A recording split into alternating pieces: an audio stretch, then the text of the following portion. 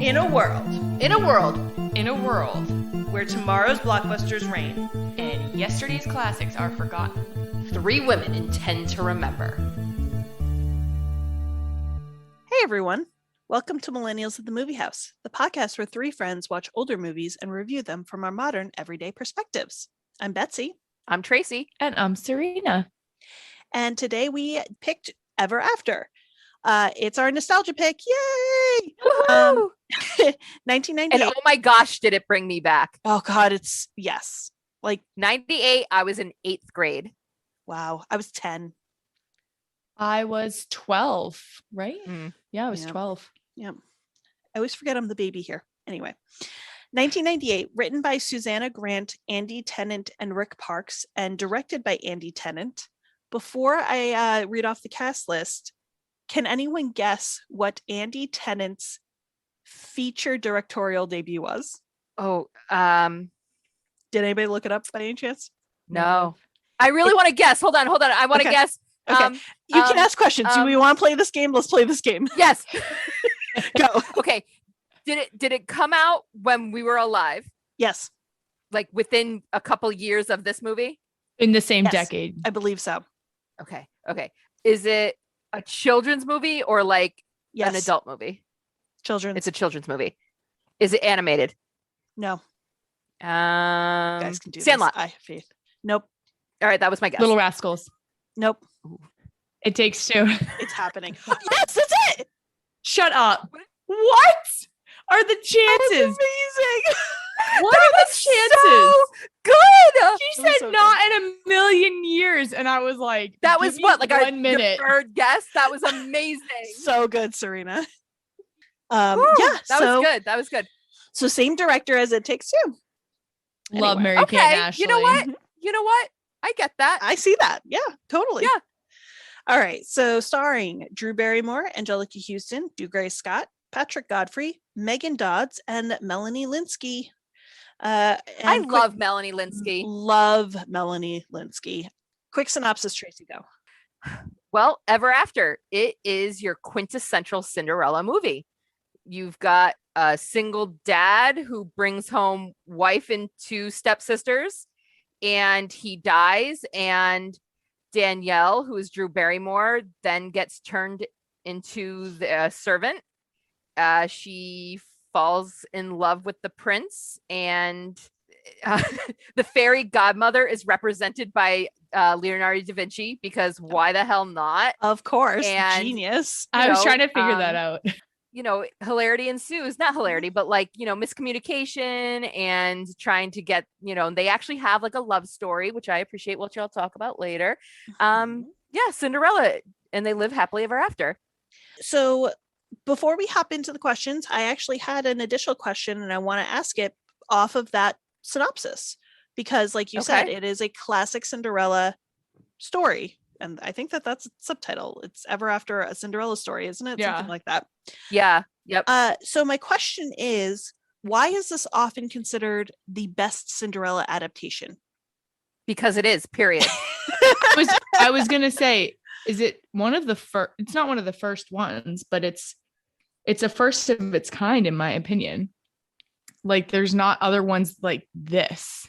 Yes. This was set in a historical, they tried to put it in the correct time period, quote unquote. Right. Mhm. And I think it's because it's family friendly, but it has like a darker side. It's not a cartoon. It's not the rom-com. It's not a comedy. It's I couldn't figure a out. romance. Yeah, I felt like it was more romancy, but there was the lightheartedness that kind It of was. had me feeling comedy in my mind. And I think that's why it kind of clicked for me, that at first I was like, what is this? And then I was by the way, this is the first time of me watching it. Right. Oh my God. I didn't mention that. I should have. I can't, Serena, first time watching this movie. It's so amazing. Actually, this is a good experiment. Yeah. If would it holds say. up or not. Like, is it still a good movie? I liked it. At first I was like thrown off by the time period and the accent. I was like, okay, is this going to be like one of those kind of movies that I don't love? And then I was pleasantly surprised. But going back to the question, and I think Tracy, I think you kind of hit it, which is they went for historical. They didn't go for fairy tale. There was no magic, quote unquote. The fairy godmother was Leonardo da Vinci. You know, it's not. They tried to be like, okay, if Cinderella really happened, what would it look like? And they did kind of preface it with that, like, let me set the story straight. Yes, that's what Yeah. I was just gonna say that, Serena. They had the opening. I called it the Titanic backstory. Oh my God, that's exactly the vibe I was getting. I was like, wait a minute, is this Rose? And they were self-aware. Yeah. So like they had the queen telling a story of her like great grandmother, Mhm. and they had the Grimm brothers there. So they Oh, acknowledged that's who they them. were. Yeah. And they acknowledged Perrault. Yes. It's some French name, who he also has a classic version of Cinderella that features the more magical part of it, which is like the magic pumpkin and the fairy godmother. Yeah. The Grimm's Tale doesn't have that. Oh yeah, but he like made fun of it. That part. Thanks for clearing that up for me, because that part I was like, wait a minute, am I missing something like important right now? It's interesting because the assumption is that all of our modern fairy tales that we still know are Brothers Grimm, but it's not necessarily. It's from all different people. So yeah, right. Were the Grimm the original? No, the Grimm were collectors. They didn't really do a lot of writing. They just collected all of them from different areas. So yeah, because I believe that they were like the darker versions of the fairy tales. I mean, they were dark, but like Betsy said, they would collect like folk tales and oral traditions and wrote them down. Okay. What I really liked is they in this movie, they said, oh yes, some people thought it was a glass slipper, some thought it was a fur slipper. Yes. And that is based on truth from a translation that I forget if it's a French translation of something or something into French, where two words for glass and fur are like only a couple letters off or something like that. So in some versions it's translated as fur, and in some it's translated as glass. Interesting. Which I thought was really interesting. And then I was like, okay, because I had never heard of Perrault's name before. Yeah. So his was like a couple hundred years before Grimm. Yeah. And then looking up the classic story of a rag to riches Cinderella story goes back to around 7 BC and AD 23, about a Greek slave girl who marries a king of Egypt. Interesting. I was wondering, where did the first one come from? Like, where did it originate from? And then of course there's like 10 trillion spin-offs. I mean, that's the trope. That's the not the trope, but the story arc type, know. But then like Cinderella, actual Cinderella story is its own, the grouping of adaptations is its own thing. And I mean, there have been a lot, if you think about it, there have been a lot of Cinderella adaptations. Obviously, they have the Disney Cinderella, the animated. They had a live action, I want to say, in like the 60s, maybe the 70s. And then obviously this one, you mentioned the Hilary Duff one, which I wasn't even thinking of, but you're right. And there were like a million of those. Oh, that's the one that first came to mind, because while most of my friends in late middle school, early high school were watching Ever After, more like middle school, let's be honest. I was more interested in like that Hilary Duff version, which may have come a couple years later. I think I forget exactly when, but if we go older, like there was an opera ballet that was based on. And then I think that a lot of people think of nowadays the live adaptation Cinderella. With what Brandy? year did that come out? Oh my God, no, I didn't even think of that one. I love that one. No, I'm thinking we can have a list of this. I'm thinking of the one that came out a few years ago with when Disney started doing all like the real live action. Right. Which honestly I didn't hate that version, but it's nothing compared to Ever After. All of these, nothing compared to Ever After. It's like a standalone. It really is. It's its own thing, really. Yeah. Yeah. And I'm all for magic and that kind of thing, but it was special because it wasn't that. Right. Yeah.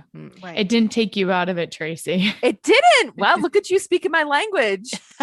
I know you. It's been like two years of going on this now. All right. Well, let's jump into the questions. Top of the marquee. What was everyone's favorite part? Serena, do you want to go first?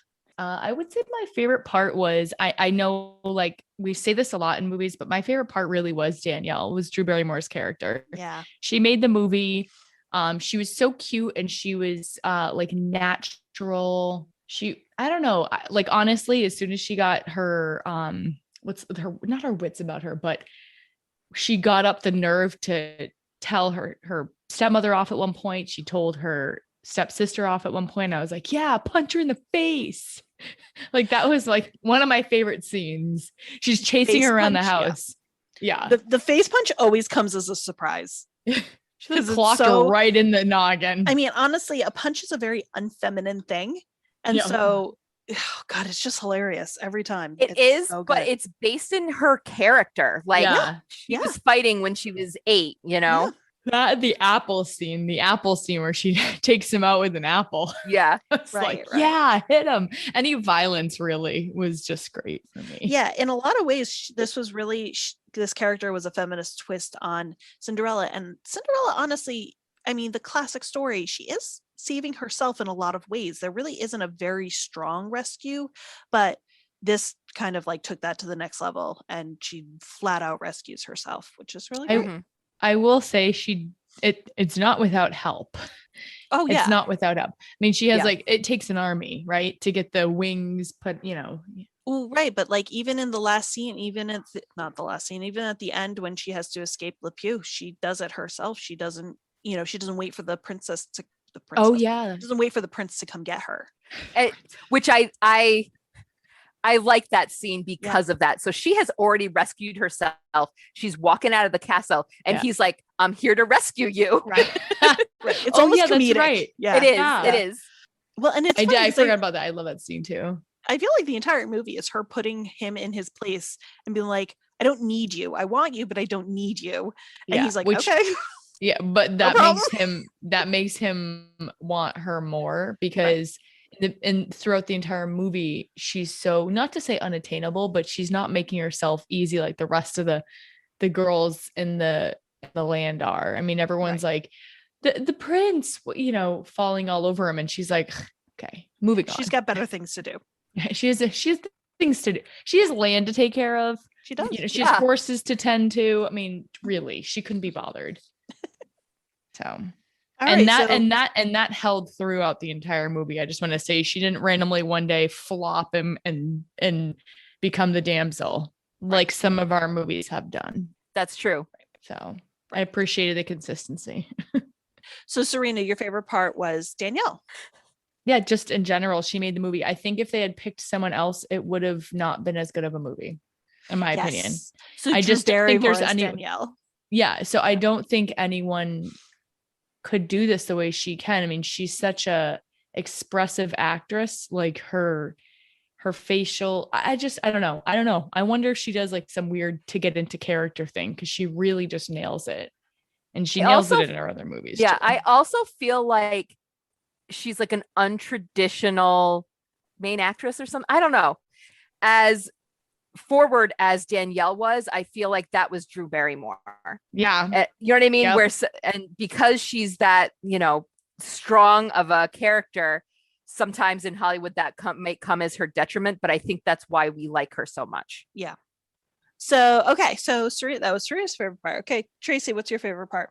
My favorite part was the romance, because you saw them fall in love. Mm-hmm. They had these moments where, and she definitely wasn't like, oh, I really like, I mean, she's the prince, of course, but like she had no visions of grandeur. Like, you know what I mean? Like, right. He kind of pursued her, and, so that's my runner up. My favorite part was the kissing. Dude, okay, so I almost made a note about it. Go ahead. It was good kissing. I'm sorry. It is, because I know kissing on film is different than kissing in real life. This was pretty to watch.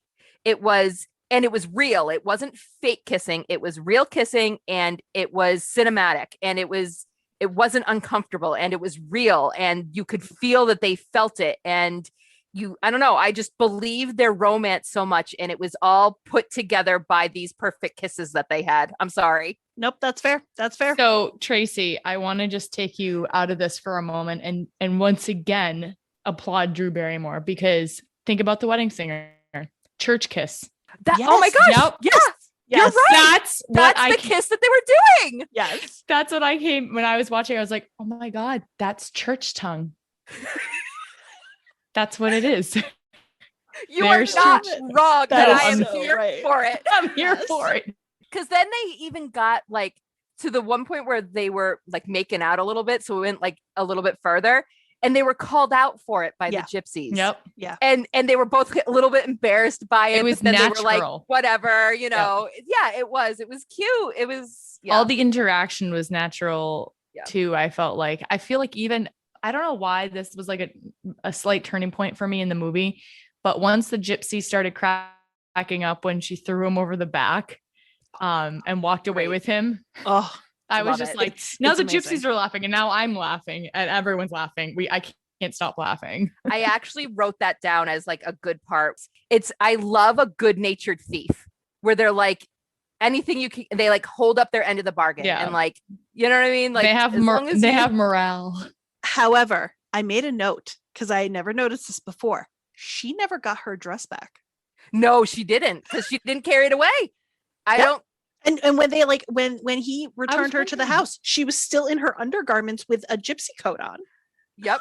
I was wondering because about it's funny that. because she like fixed it when she got down. Yeah. But he did promise them a horse, and they gave He him a did. horse. Yes. All right. So kissing is Tracy's favorite part. I'm okay with that. I'm okay with that. You know, Be- I gotta call it out when it's good, because I call it out all the time when it's When it's bad. bad. Oh, I hate bad on film kissing. Terrible. No shoulder terrible. grab, just yep. I It got was you. good. It was good. All right. Well, my favorite part, oh God, I have so many written down. So I decided to do a before and after because I've seen this movie a million times. So I'm like going into it, what are the things that I remember that being my favorite parts? And then Mhm. let me try to take it in with fresh eyes. So before watching the movie this time around, my favorite parts, I have two favorite parts.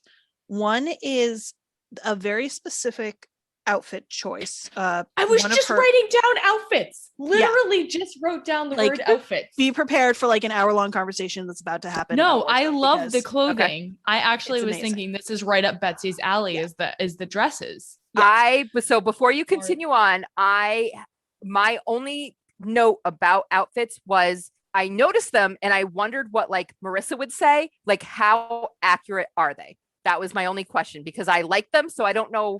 Anyway, continue. And Betsy's here. I for got that. you. I got Okay. the answer for that.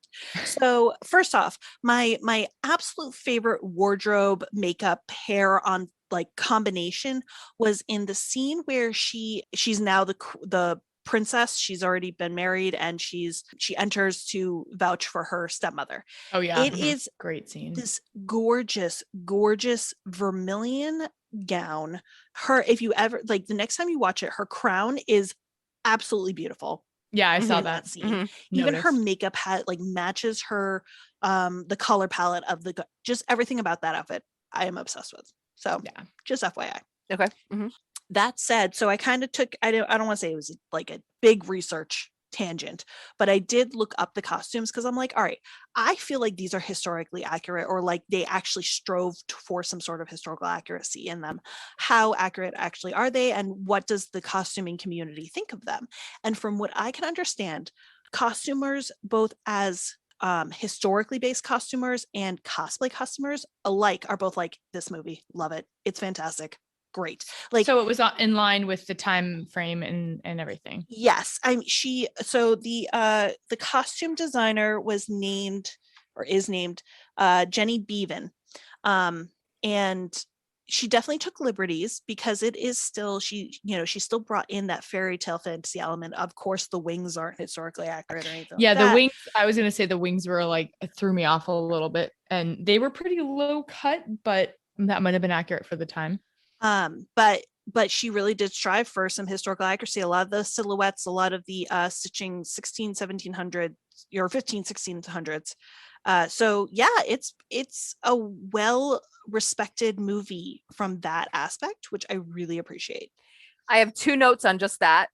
It's okay to be a little bit loose with the time period, because even though it's historical, the plot kind of played loose with the kings and queens and Da Vinci. Right. Da Vinci timing wasn't at the of same time as some of the, they were a little I want to say within 20, 50 years of whatever. So I excuse that a little bit because it is a fairy tale. Yep. And my second comment about the wings, I'm just going to put out there that it was Da Vinci magic, because you had a little foreshadow when he was making the kites. Right. Exactly. And if you saw her when she ran back home, the wing had completely decimated. It was just the structure of it. So yes. So the wings were their own kite magic. Exactly. Yeah. But there was reasoning why we were seeing these wings, and it made sense. Right. Yeah, absolutely.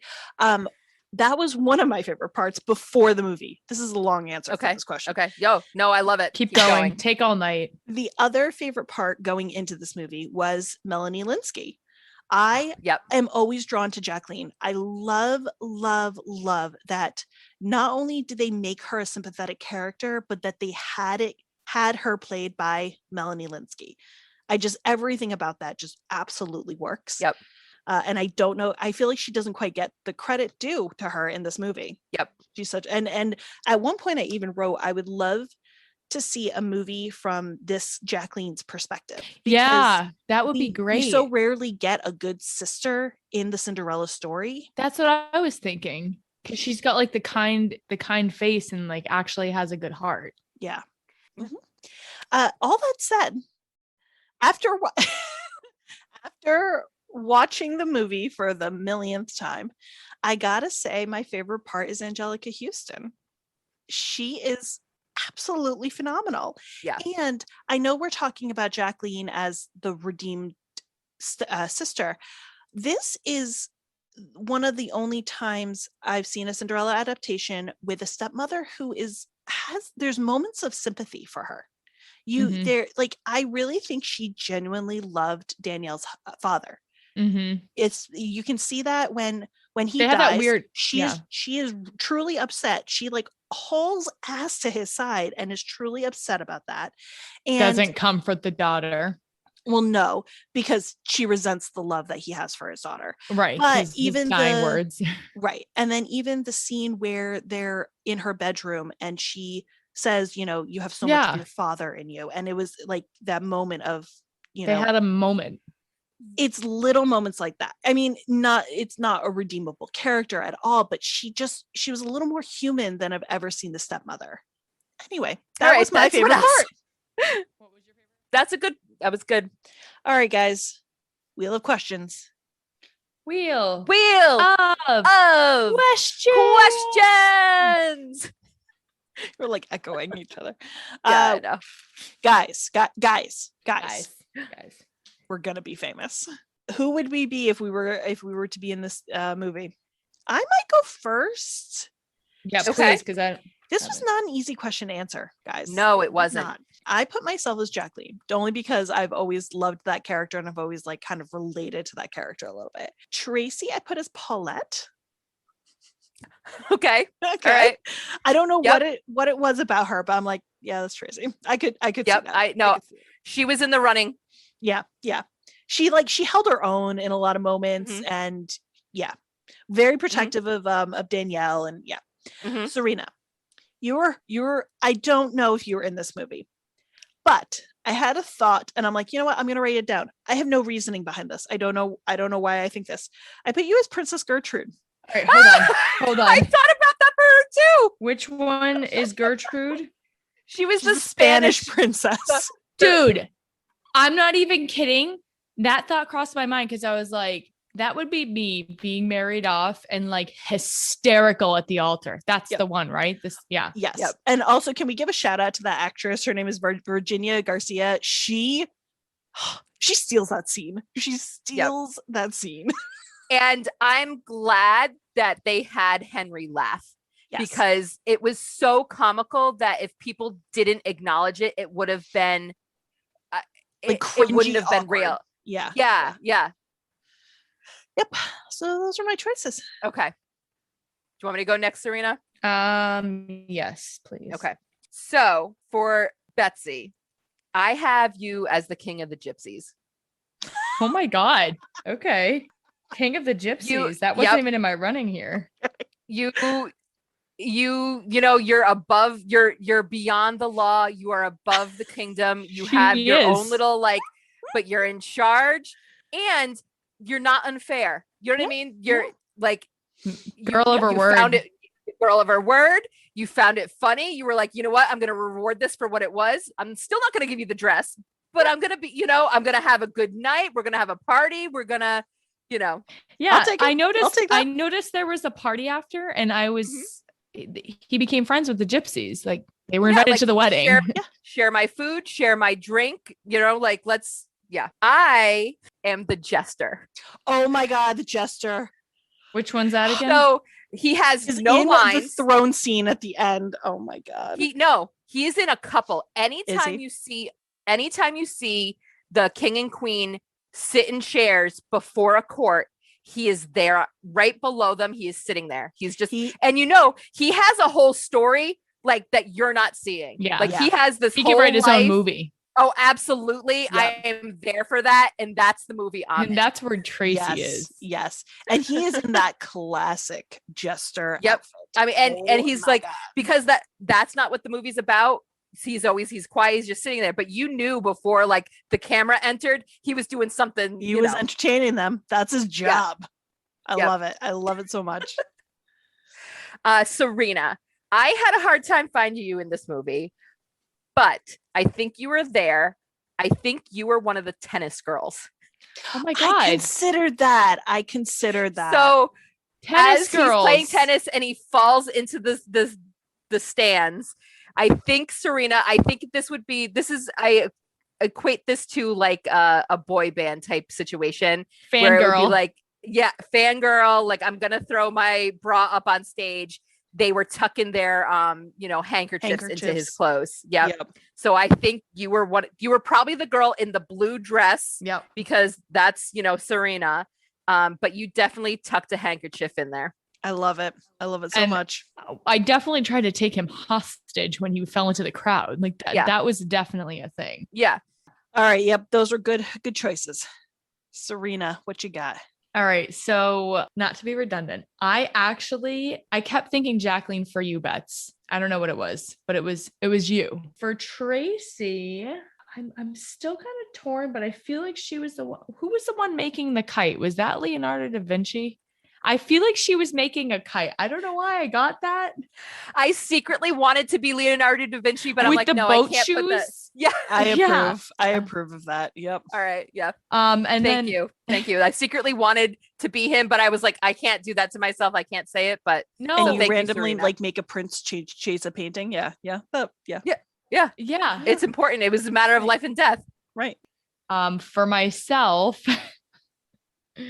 plot twist. For myself, I picked Prince Henry because I love that for you. I love this journey for you. Yeah, I love this journey for myself because I feel like deep down I'm like, yeah, I'm fine being single and being, on my own, but secretly I'm like a hopeless romantic and I try and have this like, tough exterior like he does, but then I'm like, writing love poems in my journal, I mean, he arguably has the biggest arc and the most growth in this movie.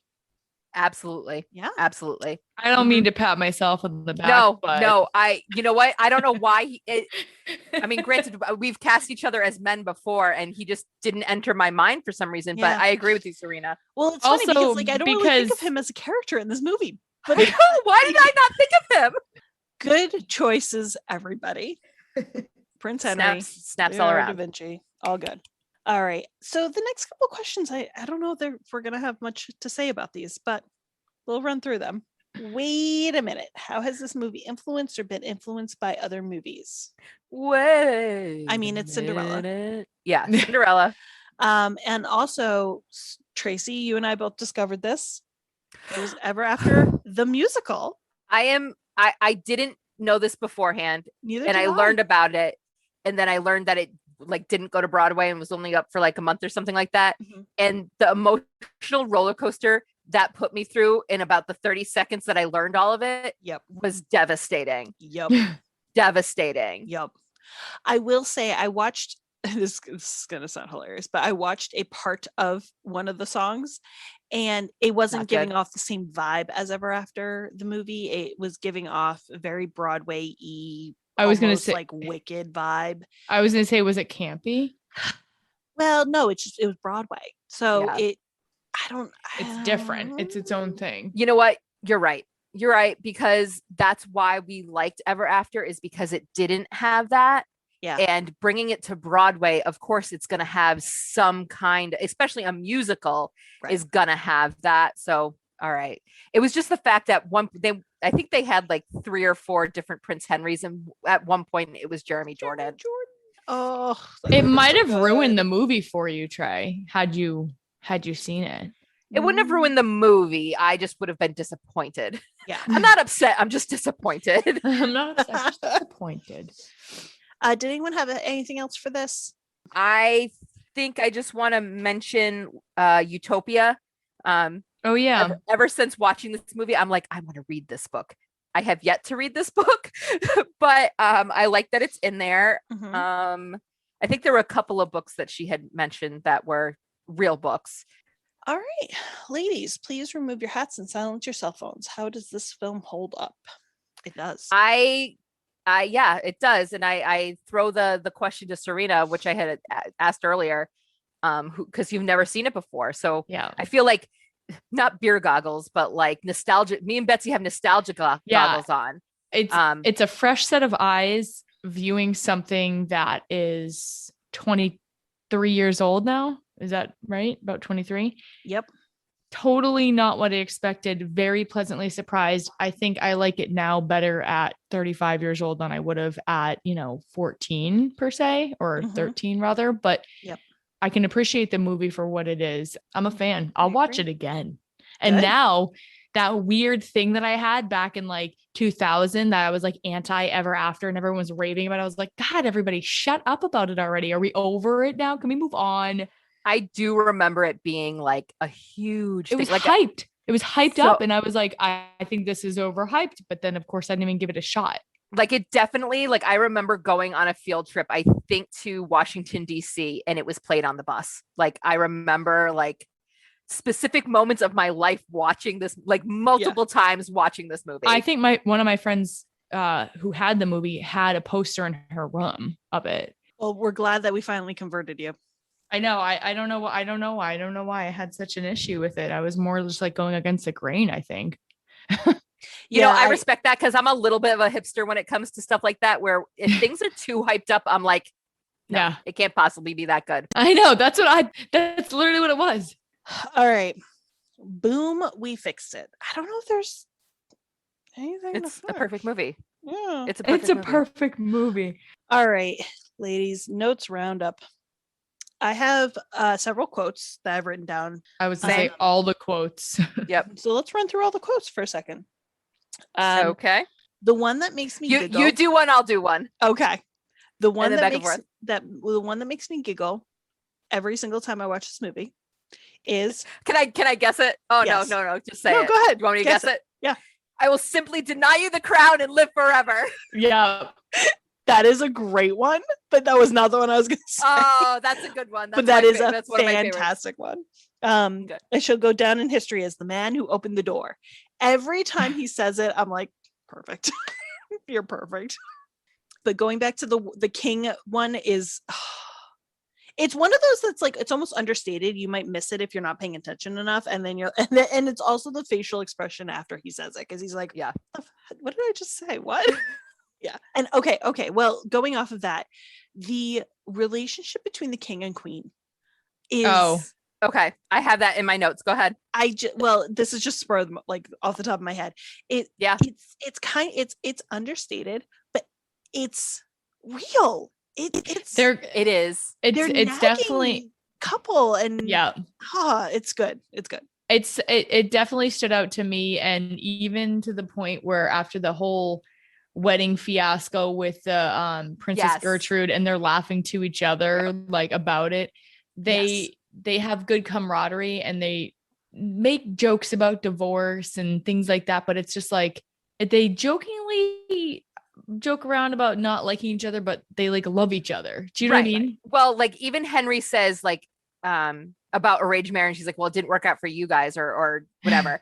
So you know that there was, I mean, it's royalty. They were trying to, you know what I mean? So, but you can tell that they have a real relationship where there is caring, there is bickering, there is respect, they enjoy each other's company too. Like they show, you get a little peek at all those different angles there. Yes.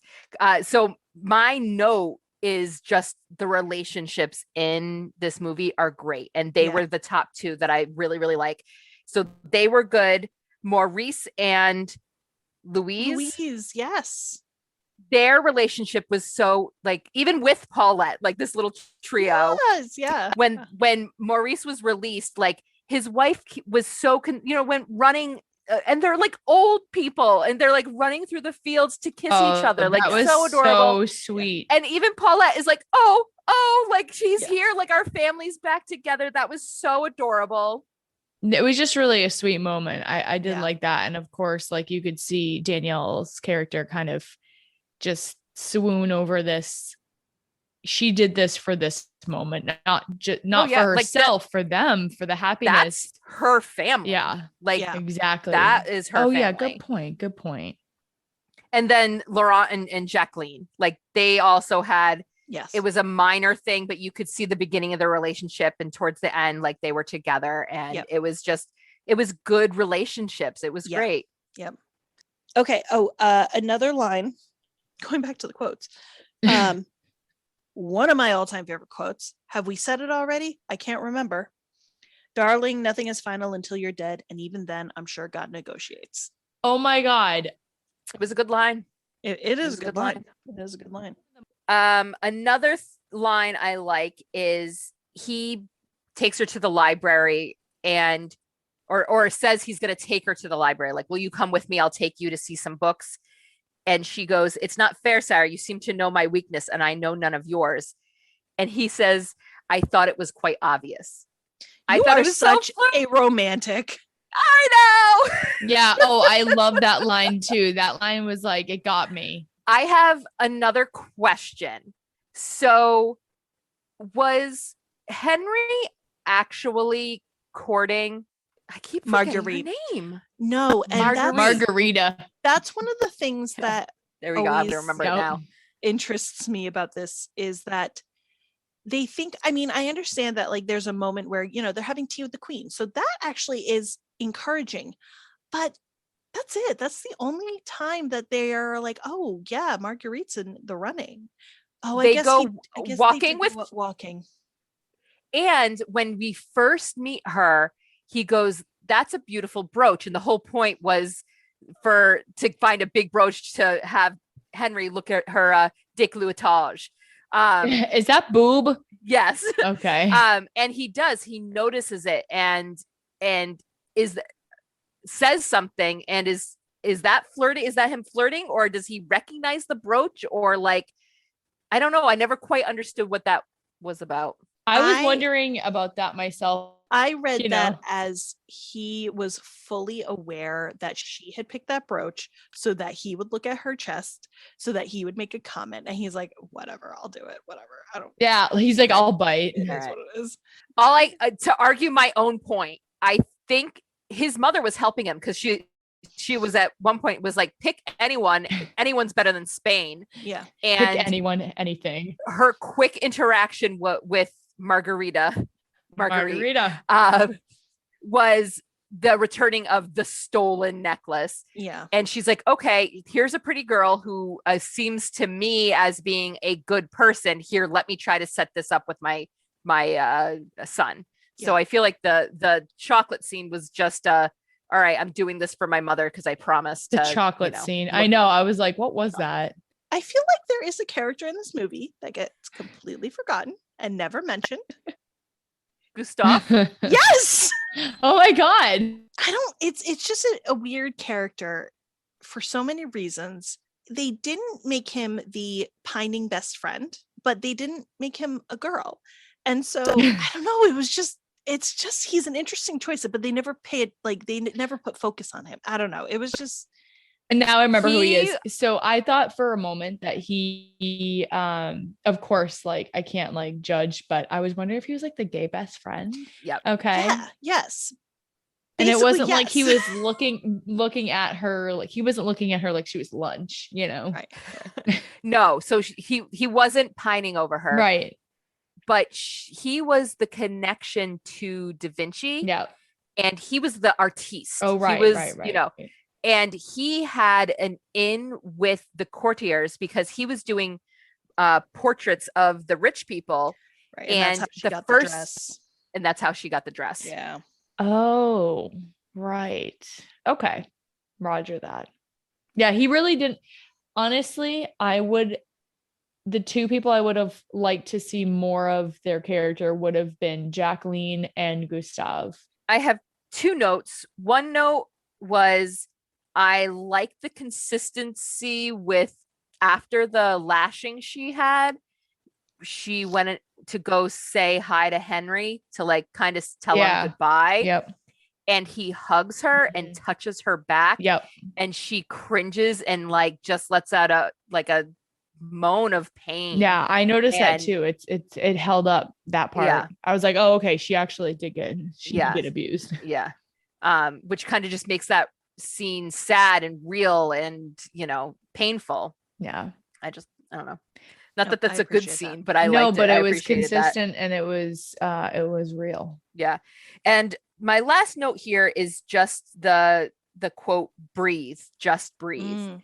And I feel like that was an iconic, like, I feel like that was played when like the reveal of her costume and her coming up like around the bend or whatever. And you can finally see her. And she says this, I feel like was such the 90s, like trailer or something. Yeah. I feel like that was such a moment in time where like, it wasn't really that like memorable, but it was. Yeah.